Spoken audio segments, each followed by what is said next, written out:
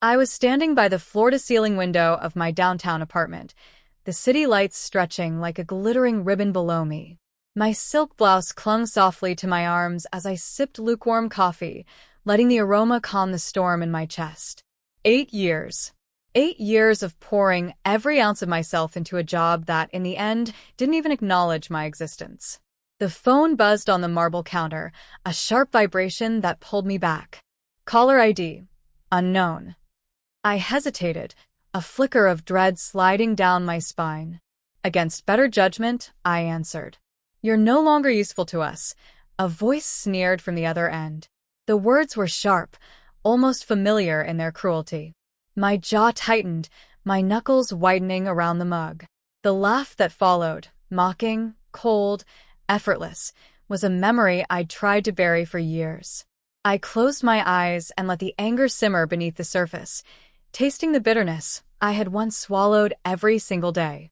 But now, standing here, I felt something else, a quiet, simmering pride. They didn't know what I had built, what I had become while they dismissed me. They thought 8 years of sweat, sacrifice, and sleepless nights meant nothing. Little did they know, everything I had poured into their world had been the foundation for mine. And tonight, I was about to see how it felt when the power shifted. I was 22, fresh out of college, heart full of ambition and notebooks stuffed with ideas. My first real job had promised growth, recognition, a future where my work mattered. But the reality was harsher than I had imagined. My boss, Mr. Langston, didn't see dedication. He saw utility, and when he decided I was no longer convenient, he said it with that same mocking laugh I would never forget. I remember the office that day, the sterile white walls, the hum of fluorescent lights, the faint smell of burnt coffee lingering from the break room. I had spent weeks on a campaign pitch that I was sure would impress him. I had stayed late, rehearsed, refined every detail, and yet, as he leaned back in his leather chair, he barely glanced at my work. "Sophie," he said, with that cold smirk, "you're not needed anymore. Maybe you've given all you can. Move along." My chest tightened. My hands shook, gripping the edge of the desk as if it could anchor me in reality. The lump in my throat felt permanent, like a pebble lodged there that no amount of swallowing could remove. My coworkers averted their eyes, pretending the moment didn't exist. The humiliation was sharp, almost physical, and yet, somewhere inside, a stubborn ember refused to die. That night, I wandered the quiet streets, clutching the small pendant my grandmother had given me before she passed, a silver compass engraved with the words, "Find your true north, Sophie." Always. It had been a gift meant for moments just like this, a reminder that even when the world pushed me down, I had a direction only I could follow. I remember sitting on the stoop of my tiny apartment, staring at the glow of the street lamp through the foggy glass, and making a choice. I could beg, plead, or shrink into the corner like they expected. Or I could leave. I could take everything I had, my talent, my passion, my ideas, and build something that belonged to me. Something they could never dismiss. That decision, trembling and terrifying as it was, became the first step toward the life I now led. The life they had never imagined I could have. Leaving Mr. Langston's office behind was terrifying, but also exhilarating. I had nothing but a small savings account, a beaten-up laptop, and the silver compass my grandmother had given me. And yet, for the first time, I felt a thrill I'd never known in that fluorescent-lit cubicle: freedom. The first months were brutal. I rented a modest studio apartment in a quieter part of the city, where the rent was cheap and the walls were thin enough that I could hear my neighbors arguing over trivialities I no longer cared about. I spent long nights hunched over my laptop, learning every skill I had been too busy for in the corporate world: coding, marketing, client management. My hands would ache, my eyes would sting, but I never let myself stop. Each small victory, landing my first freelance client, seeing my first completed project live, was a quiet vindication. It was during one of those nights that I met Marlene Whitaker, a seasoned entrepreneur who ran a boutique marketing agency downtown. She had a sharp eye, a soft laugh, and a way of seeing potential in people that made them believe it was already reality. She took one look at my portfolio, saw the hours, the thought, the creativity behind it, and said, "Sophie, you don't just have talent, you have vision. Let me help you make them notice." Under Marlene's guidance, I learned not just to survive, but to excel. I faced skepticism at every turn, clients who doubted I could deliver, partners who underestimated me, an industry that often dismissed young women. But each rejection became fuel. I refined my pitches, stayed late, studied trends, networked with patience and strategy. Slowly, the wins began to stack. My first high-profile client, a campaign that went viral, the first bank deposit that made me feel genuinely independent. Throughout all this, I kept a careful facade for the outside world. Family messages were met with vague updates, social media carefully curated to show modest success. I didn't want praise. I wanted control. I wanted to see, quietly, how far I could rise without the world knowing I was already climbing. Every late night, every nervous call to a potential client, every painstaking revision of a strategy plan became a brick in the foundation of the life I was building. By the time the world thought I was just surviving, I had already laid claim to success that no one could take from me. The silver compass remained on my desk, a quiet reminder of the promise I made to myself that night on the stoop, to follow my own direction, no matter the storms, no matter the laughter of those who had dismissed me. I had transformed rejection into resilience, mockery into momentum, and the sting of being useless into the thrill of being unstoppable. The day they arrived, I felt a strange mix of anticipation and calm. Mr. Langston, my former boss, along with a few colleagues who had once whispered about my limitations, had shown up at my office for what they thought would be a routine catch-up, a chance to see how the struggling girl they dismissed was faring. They had no idea what awaited them. I led them into my office, deliberately slow, letting them take in the space before I spoke. The room smelled faintly of jasmine and polished oak. Expensive abstract art lined the walls, a reminder of trips I'd taken, milestones I'd achieved in secret. My desk gleamed, scattered with awards, project prototypes, and neatly stacked reports, each a testament to the empire I had quietly built over the years. The city skyline stretched behind me through floor-to-ceiling windows, the lights shimmering like a million possibilities realized. I could see it in their eyes, the pause, the disbelief. Mr. Langston's jaw tightened. His smirk faltered.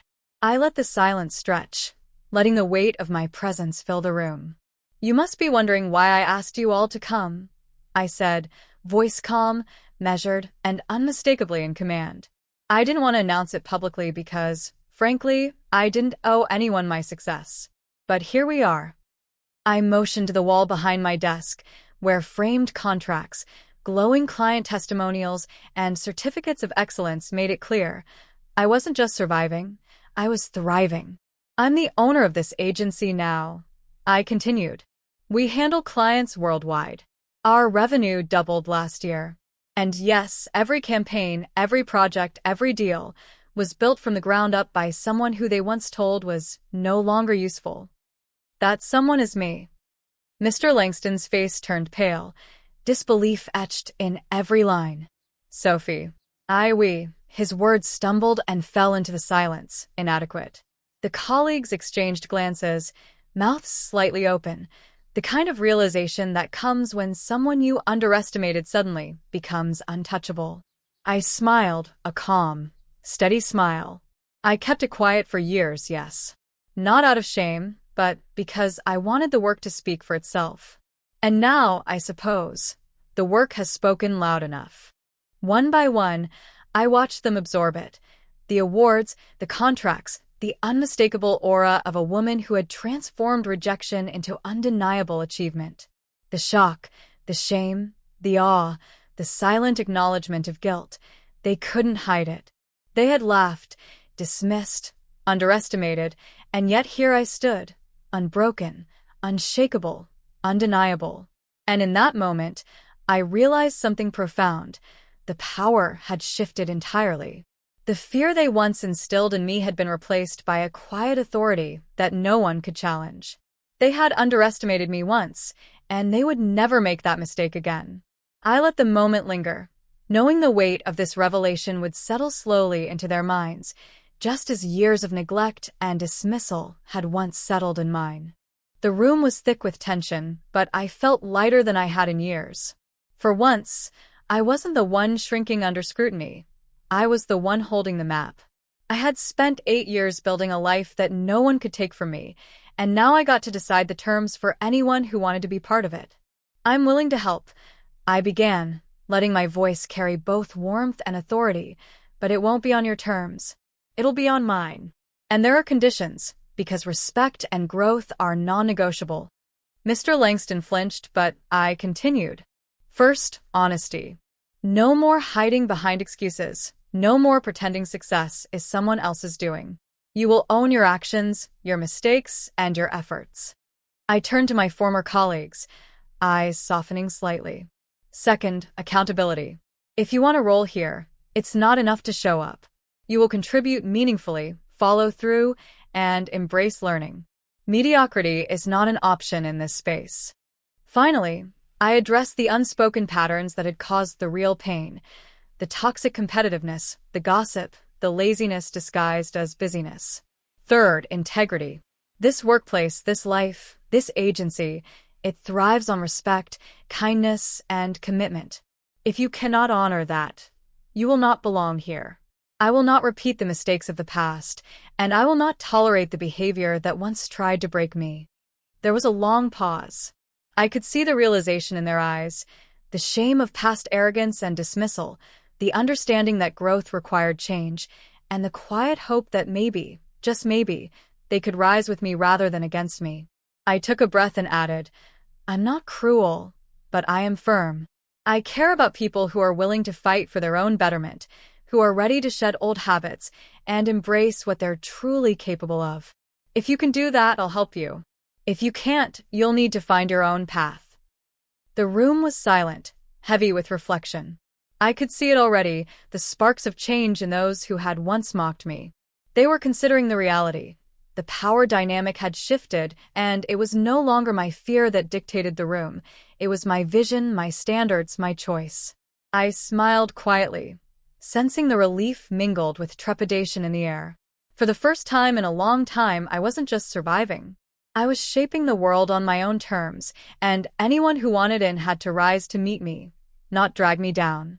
The silver compass sat on my desk, glinting softly in the afternoon sun, a quiet reminder that I had always followed my own north. And now, others would have to find theirs or be left behind. Weeks passed, and the change was subtle but undeniable. Mr. Langston no longer tried to dominate conversations. He asked questions, listened, and, for the first time, admitted when he didn't know something. My former colleagues approached projects with care, taking responsibility, supporting one another instead of competing. It wasn't instant perfection, but it was growth, and that was enough. I often found myself pausing in my office, looking at the skyline beyond the windows and reflecting on how far I had come. The girl who had trembled under a dismissive laugh, who had walked away with nothing but a compass and determination, had built something real, enduring, and unapologetically hers. Every challenge, every late night, every ounce of effort had been worth it.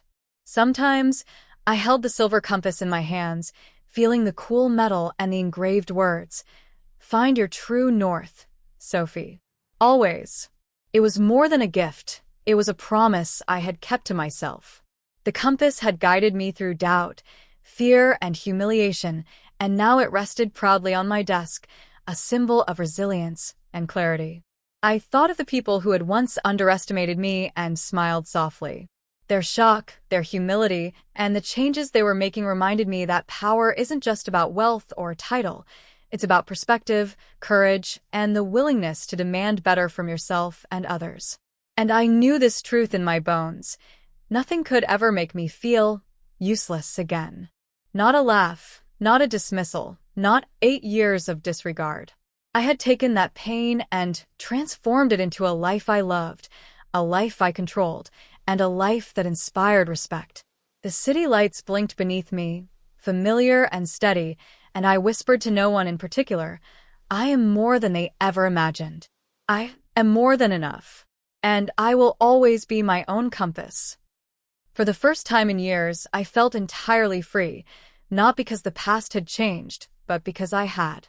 And in that freedom, I found the grace, the strength, and the joy of knowing that my worth had never depended on anyone else's approval.